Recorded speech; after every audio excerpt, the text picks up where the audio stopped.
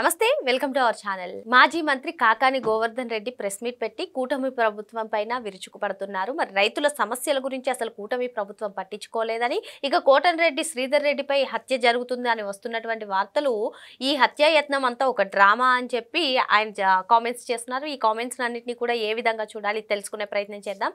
దీన్ని విశ్లేషించడానికి మనతో పాటుగా ఉన్నారు సోషల్ యాక్టివిస్ట్ శ్రీలీల గారు. నమస్తే. నమస్తే అమ్మా. కాకాని గోవర్ధన్ రెడ్డి గారు ప్రెస్ మీట్ పెట్టి కొన్ని కీలక కామెంట్స్ చేశారు మేడం. మరి కోటంరెడ్డి శ్రీధర్ రెడ్డి ఇప్పుడు శాసనసభ్యుడిగా ఉన్నారంటే దానికి జగన్మోహన్ రెడ్డి కారణం. ఆయన గతంలోనే ఒప్పుకున్నారు. మరి తల్లిపాలు తాగి రొమ్ముగుద్దారు అని చెప్పి ఆయన మాట్లాడడం, మరియు ఇంకొకటి సంచలన వ్యాఖ్యలు చేశారు. గత ప్రభుత్వంలో ఎప్పుడైనా హత్యలు జరిగాయా, ఎప్పుడైనా న్యూస్లో చూస్తే హత్యల గురించి ఏ రోజన్నా ప్రచురితమైందా అని క్వశ్చన్ చేస్తున్నారు. మరి కోటంరెడ్డి శ్రీధర్ రెడ్డిది హత్యాయత్నం ఏదైతే ఉందో అదంతా కూడా ఒక డ్రామా అని చెప్పి చంద్రబాబు నాయుడు గారు వీళ్ళందరూ కూడా కావాలనే ఇటువంటి డ్రామా చేస్తున్నారు అన్నట్టుగా ఆయన మాట్లాడుతున్నారు. వీటన్నిటినీ కూడా ఏ విధంగా చూడాలంటారు? ఫస్ట్ పాయింట్, కాకాని గోవర్ధన్ రెడ్డి గారు ప్రెస్ మీట్ పెట్టడానికి కారణం ఏంటి? అసలు ఈయన 50 రోజులు, దాదాపుగా 45-50 రోజులు దొంగ పోలీస్ ఆటాడి ఉగ్రవాదులు యూజ్ చేసే యాప్ను కూడా యూజ్ చేసి ఏదో కండవలు ముసుగులు వేసుకొని తిరుగుతూ, టవల్స్ కప్పుకొని ఆటోల్లో తిరుగుతూ, ఎక్కడున్నాడో తెలియకుండా ఫోన్ ఒక చోట పెట్టి ఈయనో చోట తిరుగుతూ రకరకాల డ్రామాలు వేసి దొంగ పోలీస్ ఆటాడాడు కాకాని గోవర్ధన్ రెడ్డి. అది అందరికీ తెలుసు. నువ్వు చెప్తున్నావు కదా ఇప్పుడు ప్రెస్ మీట్ పెట్టి, ఆ రోజు కూడా ప్రెస్ మీట్ పెట్టి నేను చేసిన తప్పేంటి, నేను ఏ కారణం చేత నన్ను అరెస్ట్ చేస్తున్నారని చెప్పి ఆ రోజు ధైర్యంగా అడగొచ్చు కదా. ఈరోజు బెయిల్ మీద బయటకు వచ్చేందుకు ఈ డొంక తిరుగుడు మాటలు, ఇవన్నీ కూడా కళ్ళబుల్లి కబుర్లు, కాకమ్మ కథలన్నీ చెప్తున్నాడు. వింటంటే అసలు పిచ్చెక్కుతుంది. ఏం మాట్లాడాలో కూడా అర్థం కావట్లే కాకాని గోవర్ధన్ రెడ్డి గారి మాటలకి. అంటే ఇలా కూడా మాట్లాడొచ్చా, అంటే ఇలా కూడా మాట్లాడతారా? అసలు వీళ్ళకి ఫస్ట్ ఏంటంటే తెలుగుదేశం పార్టీ కానివ్వండి, ఈ రోజున కూటమి ప్రభుత్వంగా ఏర్పడిన తర్వాత చేస్తున్న అభివృద్ధి ఇవన్నీ కూడా మనం చెప్పుకుంటూ పోతే వాళ్ళకి వీళ్ళకి ఎక్కడైనా సరిపోల్చుకోవటానికైనా కాస్తో కూస్తో అన్నా ఉండాలి కదా మేడం. మీరు అన్నట్టుగానే చంద్రబాబు నాయుడు గారు ఈరోజు కుప్పంలో చూసుకున్నట్లయితే పరమసముద్రం దగ్గర కృష్ణమ్మని ఆహ్వానించి జలహారతి ఇస్తున్నారు. ఇంకో పక్క కాకాని గోవర్ధన్ రెడ్డి మా హయాంలో రైతులకు గిట్టుబాటు ధరలు ఉండేవి, ఇప్పుడు రైతు సమస్యలు పట్టించుకోవట్లేదు అంటున్నారు. ఏంటి అసలు ఏ విధంగా చూడాలి ఇవి రెండింటిని? అసలు ఆయన మాట్లాడే మాటలు అన్నీ కూడా అబద్ధాలే. స్క్రిప్ట్ ఇచ్చారు, ముందు పెట్టుకొని చదువుతున్నాడు. రైతుల గురించి మాట్లాడే హక్కు 2015 నుంచి నారా చంద్రబాబు నాయుడు గారు అధికారంలోకి వచ్చాక రైతు రథం అని చెప్పి ట్రాక్టర్లు దాదాపుగా 100 ట్రాక్టర్లతో ర్యాలీ చేయటం, వాళ్ళందరికీ కూడా 80% సబ్సిడీతో రైతులకు ట్రాక్టర్లు అందించారు. జగన్మోహన్ రెడ్డి వచ్చాక అది తీసేశాడు. ఆ విషయానికి కాకాని గోవర్ధన్ రెడ్డిని మరి చెప్పమనంటే సమాధానం, ఈయన ట్రాక్టర్లు ఎవరికి ఇచ్చాడు, ఎప్పుడు ఇచ్చాడు, ఎలా ఇచ్చాడో ఎక్కడైనా ఉందా? రైతు రథం పేరుతో నారా చంద్రబాబు నాయుడు గారు ఇచ్చిన దాన్ని వీళ్ళు తీసేశారు. అసలు 5 రూపాయలకు అన్నా క్యాంటీన్ తీసేసింది ఎవరు? తల్లి బిడ్డ ఆ వ్యాన్ పెట్టారు, వాళ్ళందరికి కూడా కిట్లు ఇచ్చేసి డెలివరీ టైంలో తీసుకువెళ్ళిద్ది, మళ్ళీ బిడ్డని తల్లిని ఇంటికి క్షేమంగా దించడం, అది కూడా తీసేశారు. అన్నదాత సుఖీభావ్ అని మనం రైతులకు ఏ విధంగా ఇస్తున్నాం? ఆయన ఏదో పెట్టాడు రైతు భరోసా, అది ఎంతమందికి ఇచ్చాడో కూడా తెలియదు. రైతుకి సబ్సిడీ మీద ఉచిత విద్యుత్ ఇవ్వాలి, అది ఇచ్చాడో జగన్మోహన్ రెడ్డి? ఆ కరెంటు స్తంభాలను, ఆ ట్రాన్స్ఫార్మర్లు తీసుకెళ్లి అక్కడ క్యాసినోలు ఆడుకోవడానికి పెట్టుకున్నారు. వీళ్ళు మాట్లాడతారు రైతుల గురించి, రైతులకున్న బాధల గురించి. అసలు ఎక్కడైనా కొంచెమన్నా వీళ్ళకి హక్కు అర్హత ఉందా? కాకాని గోవర్ధన్ రెడ్డి బెయిల్ మీద ఉన్న జైలు ఖైదీ, ఈయన మాట్లాడటం ఏంటి కూటమి ప్రభుత్వం గురించి? కోటంరెడ్డి శ్రీధర్ రెడ్డి హత్యాయత్నం గురించి మాట్లాడుతూ నిజంగా హత్యాయత్నం జరిగితే మేము ఖండిస్తాము అన్నారు. మరి 2019 నుంచి 2024 వరకు కూడా ఎటువంటి ఘటనలు జరగలేదా? ఏమంటారు? ఇక్కడ బోరుగడ్డ అనిల్ ప్రపంచం అంతా కూడా చూసింది, ఒకరు ఇద్దరు కాదు, ప్రపంచమే. ఎందుకంటే ఆయన ఒక ఛానల్లో కూర్చొని గోడకున్న చొక్కా వేసుకునే లోపల తండ్రి బాబు కొడుకులు లేపేస్తాను, మా జగన్మోహన్ రెడ్డి ఇప్పుడు అంటే చాలన్నాడు. కోటంరెడ్డి శ్రీధర్ రెడ్డి గారు అమరావతి మహిళలకు ఇచ్చిన మద్దతుకి, ఎందుకంటే మహిళల పట్ల గౌరవంతో వాళ్ళకి ఆయన అప్పటికప్పుడు వాష్రూమ్స్ కానీ షెల్టర్ ఎక్కడా లేకుండా చేశారు కదా 2019లో. వీళ్ళు న్యాయస్థానం టు దేవస్థానం వెళ్ళేటప్పుడు వాళ్ళు మరి ప్రతి ఊరు కూడా టచ్ చేసుకుంటూ అందరికీ కూడా హృదయాలు కలిచివేసినాయి. ఏంటిది, ఒక అమరావతి కోసం ఒక రైతులు, మహిళలు అందరూ కదిలి వచ్చి ఇంత గొప్పగా చేస్తున్నారని ఎక్కడ ఎప్పుడు కనీవిని ఎరుగని రైతులు వాళ్ళందరికీ కూడా టెంపరీ టాయిలెట్స్ అరేంజ్ చేశారు కోటంరెడ్డి శ్రీధర్ రెడ్డి గారు. అప్పుడు ఆయన వైఎస్ఆర్సీపీ పార్టీలో ఉండి వాళ్ళ నాయకుడు జగన్మోహన్ రెడ్డి అప్పట్లో సీఎంగా ఉండి మహిళల్ని గౌరవించడం అంటే ఏంటో చేత కాదు, ప్రజలను ఏ విధంగా పరిపాలించాలో చేతగాదు, ప్రజలకి ఎటువంటి రక్షణ కల్పించాలో చేత కాదు. అట్లాంటి వ్యక్తిని ఎదిరించి ఆయన ఆ రోజున అమరావతి రైతులకి, మహిళలకి మద్దతుగా వాళ్ళందరికీ కూడా అరేంజ్మెంట్స్ చేశారు.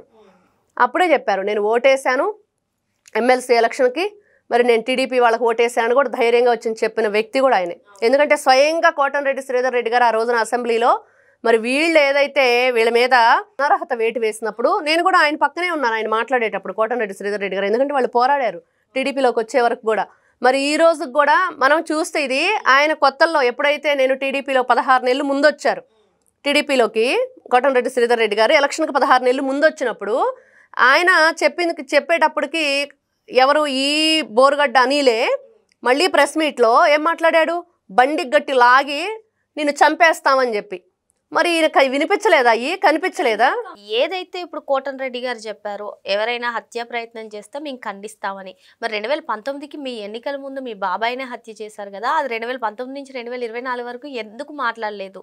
అది ఇప్పటికి వచ్చి ఒక కొలిక్కి రాలేదు. హత్య యత్నం కాదు, హత్య జరిగింది, దీనిపైన ఎందుకు మాట్లాడలేదు? ఇప్పుడు సొంత పులివెందుల ప్రజలు కూడా ఇదే అడుగుతున్నారు మేడం. మరి దీనికి ఏం సమాధానం చెప్తారు? ఈయన చెప్తున్నాడు, ఈయన మాట్లాడే వీడియోల కింద ఏదో కామెంట్స్ వస్తున్నాయని. నిజంగా ఆ కామెంట్సే వస్తే ఫస్ట్ అడిగే క్వశ్చన్ ఏంటంటే, తల్లికి చెల్లికి అన్యాయం చేశావు, పిన్న తల్లి తాళిబొట్లు తెంచిన వాళ్ళు ఎవరు? మరి 6 అనుమానాస్పద మరణాలు ఎందుకు జరిగినాయి? డాక్టర్ సుధాకర్ ఎందుకు చనిపోయాడు? మరి ఎవరైతే అమర్నాథ్ గౌడ ఉన్నాడు ఆ అబ్బాయి ఎందుకు చనిపోయాడు? మరి మీ సొంత ఎంపీని రఘురామకృష్ణరాజు గారిని చంపేయడానికి ప్రయత్నం చేసింది ఎవరు? నారా చంద్రబాబు నాయుడు గారిని అక్రమంగా అరెస్ట్ చేసి రాజమండ్రిలో బంధించింది ఎవరు? ముంబై నుంచి హీరోయిన్ తీసుకొచ్చి దాదాపుగా 40 రోజులు 50 రోజులు బంధించింది ఎవరు? ఇలా చెప్పుకుంటూ పోతే ఎన్నున్నాయి. మద్యం గురించి క్వశ్చన్ చేసిన అబ్బాయి తెల్లారేపాటికి శవయ్య ఎందుకు తేలాడు? ఇసుక గురించి క్వశ్చన్ చేసిన అతను ఆయనకి శిరోముండనం చేసేసి అర్ధనగ్నంగా పోలీస్ స్టేషన్లో పడేసి ఫోటోలు ఎవరు తీశారు? ఎవరైతే పద్మశాలీలు ఉన్నారో వీళ్ళకి పట్టు చీరలు పంచడానికి ధర్మవరం నుంచి ఎక్కడి నుంచో వాళ్ళు అన్నీ కూడా వీళ్ళకి సప్లై చేసి వైఎస్ఆర్సీపీ పార్టీ వాళ్ళకి డబ్బులు అడిగినందుకు బట్టలు లేకుండా నిక్కర్ల మీద కూర్చోబెట్టి వాళ్ళని వీడియోలు తీశారు వీళ్ళు. మరి వీళ్ళు మాట్లాడుతున్నారా ఈ రోజున? వీళ్ళు నిజాయితీగా పరిపాలన చేశాము, ఎక్కడా కూడా పరిపాలనలో ఎటువంటి అవకతవకలు లేవని కాకాణి గోవర్ధన్ రెడ్డి బెయిల్ మీద బయటకు వచ్చిన ఒక ఖైదీగా ఆయన మాట్లాడుతున్నాడంటే నిజంగా సిగ్గుచేటుగా ఉంది వినటానికి. అంటే ఇక్కడ ఒకటమ్మా, ఏది వీళ్ళు ఈ రోజున చూస్తున్నాం, వాళ్ళు చేసింది 2019 నుంచి 24 వరకు కూడా వాళ్ళంతా చేసింది హింస. అలాంటి వాళ్ళు ఈ రోజున అసలు మాకేం తెలియదు, మేము సత్య హరిశ్చంద్రులం, శ్రీరామచంద్రులము, మేము చాలా ధర్మరాజు పరిపాలన కొనసాగించామంటే అసలు నలుగురు వింటూ నవ్వుతారు. అబద్ధం ఆడినా కూడా అతికినట్లు ఉండాలి. మరి స్క్రిప్ట్ ఎవరు రాశారా బాబు, ఇట్లా రాశారని కూడా కొంచెం వెనక ముందు ఆలోచించుకోవడం కూడా లేదు. ఆ స్క్రిప్ట్ ముందు పెట్టుకోవడం, చదువుకోవడం. రైతులకు అన్యాయం జరగలేదంటున్నారు. మరి వీళ్ళు ఎక్కడ కూడా నీళ్లు తీసుకొచ్చింది, హంద్రీనీవా జలాలు ఎవరు తీసుకొచ్చారు? అది హంద్రీనీవా జలాలు తీసుకొచ్చిన ఘనత మొత్తం జగన్మోహన్. వీళ్ళు ఏది చేసినా అంతే, ఏది తీసుకొచ్చినా కూడా మేము చేస్తేనే ఇది జరిగిందని చెప్పుకుంటారు. వీళ్ళు అసలు అధికారంలోకి ఎప్పుడు వచ్చారు, ఎన్ని సంవత్సరాలు పరిపాలన చేశారు, వీళ్ళ పార్టీ ఎక్కడ పుట్టింది, ఎప్పుడు పుట్టింది, ఎలా పుట్టిందో ఒక్కసారి ఆలోచించుకుంటే అసలు వీళ్ళకి మాట్లాడే హక్కు ఉందా? నక్కకి నాగలోకానికి అనంత తేడా ఉంది కూటమి ప్రభుత్వానికి. ఈ రోజున వీళ్ళు చెప్పుకొని వైఎస్ఆర్సీపీ పార్టీ ఏదో చేస్తుంది అంటున్నారు కదా, అది నక్కైతే వాళ్ళు నాగలోకం. మరి నారా చంద్రబాబు నాయుడు గారి అనుభవం, ఆయన దార్శనికత, ఆయన ఎంత గొప్పగా ముందు చూపుతూ ఆలోచిస్తారు, ఎంత గొప్పగా ప్రజల గురించి ఆలోచిస్తారు, ఎంత గొప్పగా ఒక భవిష్యత్తు ఇవ్వాలి భవితకు అని చెప్పి ఆలోచిస్తున్నారు. ఇవన్నీ వదిలేసి కోటంరెడ్డి శ్రీధర్ రెడ్డి గారి మీద మీరు ఈ రోజున ఎవరో వస్తారు, ఎందుకంత ఉలికిపాటు, వీళ్ళకి అంత తొందర ఎందుకు? నెల్లూరు జిల్లా అనగానే నేను వచ్చేసి మాట్లాడాలి, నువ్వు మాట్లాడపోతే కుదరదని చెప్పేసి భయపెట్టాడా ఏంటి ఈయన? అదే అయ్యుండిద్ది. ఆ భయపడి పెట్టినట్లున్నాడు. ఆ మీటింగ్ అంతా వింటుంటే అసలు దేనికి సంబంధం లేదు, ఏదేదో చెప్పుకుంటూ వచ్చేసి ఒక్క హత్య కానీ ఒక మానభంగం కానీ జరగలేదు వైఎస్ఆర్సీపీ అధికారంలో ఉన్నప్పుడు అని చెప్తున్నాడు. పేపర్లో ఎక్కడ ఇప్పుడు పేపర్ చూడాలంటే భయం వేస్తుందంటే, ఎందుకంటే అన్ని వీళ్ళు చేసిన అన్యాయాలు అక్రమాలు వస్తున్నాయి కదా, అందుకని భయం వేస్తున్నట్లుంది. అది కాదు కథ. అంటే వీళ్ళు ఏది చెప్పినా ఏది చేసినా అబద్ధం ఆడినా కూడా అతికినట్లు ఉండాలని పెద్దలు చెప్పినట్లుగా, అబద్ధం ఆడినా కూడా అతికినట్లు ఉండదు, అతుకులేసినట్లే ఉంటుంది. వీళ్ళ అతుకుల బతుకులన్నీ కూడా బయటపడుతున్నాయి. ఖచ్చితంగా ఇట్లాంటి వ్యక్తులు మళ్ళీ మాట్లాడకుండా ఉండాలంటే వీళ్ళ కూడా అతి త్వరలో ఈయన బెయిల్ కూడా రద్దయ్యి ఈయన కూడా జైలుకి వెళ్ళే తొందరలోనే ఉంది. కాకాని గోవర్ధన్ రెడ్డి బెయిల్ మీద బయటకు వచ్చి, ఒక నిందితుడిగా బెయిల్ మీద బయటకు వచ్చి ఇటువంటి కామెంట్స్ చేయడం కరెక్ట్ కాదని చెప్పి మేడం చెప్తున్నారు. మరో అంశంతో మళ్ళీ కలుద్దాం. Thank you madam. నమస్తే.